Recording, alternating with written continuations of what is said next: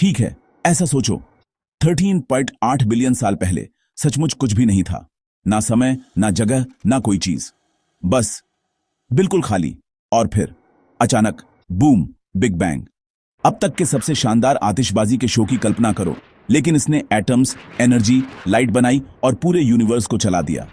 Universe फैलने लगा, gas के बादल हर जगह घूमने लगे और आखिर में तारे बनने लगे। कुछ तारे बहुत बड़े होते हैं और जब वे सुपरनोवा में फटते हैं तो वे भारी एलिमेंट्स बनाते हैं, कार्बन, ऑक्सीजन, आयरन। ये सब आगे चलकर पृथ्वी जैसे ग्रहों के लिए बिल्डिंग ब्लॉक्स बनते हैं। अब सीधे 4.6 बिलियन साल पहले चलते हैं। मिल्की वे के एक रैंडम कोने में एक विशाल धूल और गैस का बादल, जिसे सोलर नेबुला कहते हैं, घूमने लगता है। ग्रेविटी इस चीज के ज्यादातर हिस्से को सेंटर में खींच लेती है, जहां सूरज का जन्म होता है।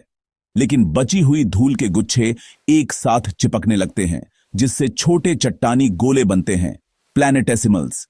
ये एक दूसरे से टकराते हैं, पिघलते हैं और मिलकर एक भयंकर गर्म लावा का गोला बन जाते हैं। यही है तुम्हारी बेबी अर्थ। लेकिन रुको, यह और भी अजीब होता है। थिया नाम का एक ग्रह के साइज का पिंड शुरुआती पृथ्वी से टकराता है।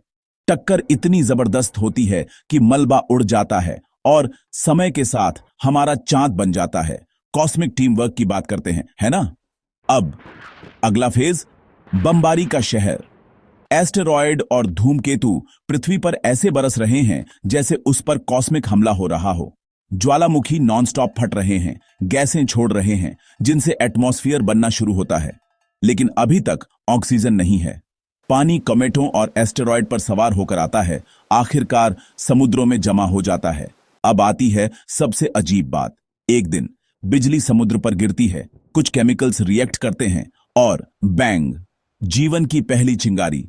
पहले बहुत ही सिंपल कोशिकाएं, फिर कुछ फोटोसिंथेसिस करने लगते हैं, ऑक्सीजन बाहर निकालते हैं और धीरे धीरे सब कुछ बदल देते हैं। पृथ्वी एक ओजोन लेयर बनाती है, जीवन और कॉम्प्लेक्स होता जाता है और आखिरकार जीव समुद्रों से निकलकर जमीन पर रेंगने लगते हैं।